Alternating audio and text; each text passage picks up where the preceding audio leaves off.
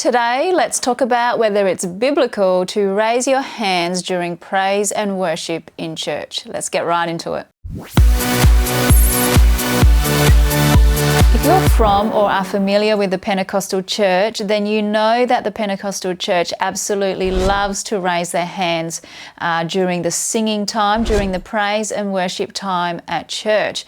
But is it really biblical? If you're someone who is perhaps from a Baptist or Presbyterian church where things are perhaps a little bit more conservative, then people may look at you weirdly or think you're a bit strange because you are raising your hands during worship. In Psalm chapter 63 verses 1 to 5, it says, "O God, you are my God, I shall seek you earnestly. My soul thirsts for you, my flesh yearns for you, in a dry and weary land without water. Thus I have beheld you in the sanctuary, to see your power and your glory, because your loving kindness is better than life. My lips will laud you. Thus I will bless you as long as I live, and I will lift up my hands in your name. My soul is satisfied as with fatness and richness, and my mouth offers praises with lips of joyful song." In this psalm, David is on the run from Saul. He is in the wilderness in Judah, and he is longing to return to Jerusalem to worship God in the temple. As he describes his thirst and his longing for God, he specifically says that he will bless the Lord as long as he lives, and that he will raise up his hands in God's name. David also encourages others to lift up their hands during worship. In Psalm 134 verses 1 to 3, it says, "Behold, bless Yahweh, all you slaves of Yahweh, who stand in the house of Yahweh by night. Lift up your hands to the sanctuary and bless Yahweh.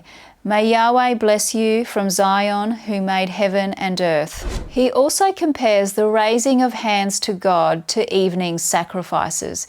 In Psalm 141 verse 2, it says, "May my prayer be established as incense before you, the lifting up of my hands as the evening offering."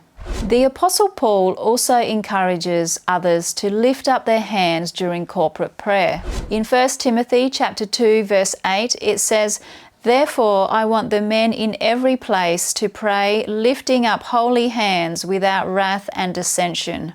It's also worth noting that James encourages believers to cleanse their hands in the presence of the Lord as they draw near to God. In James chapter 4 verses 8 to 10, it says, "Draw near to God, and he will draw near to you. Cleanse your hands, you sinners, and purify your hearts, you double-minded.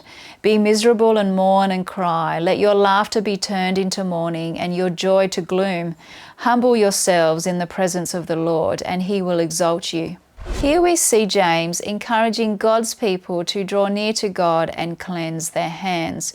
Now, when we sin, we ought to repent and we ought to confess it to God, and we ought to come and raise up our holy hands to God that have been cleansed by the blood of the Lamb. It's also worth noting that in the Old Testament, the Levitical priests first had to wash their hands before they could approach the presence of God and begin their temple worship. So is it biblical to raise your hands during worship? Absolutely. I hope you've liked this video. If you have, please be sure to leave me a comment below.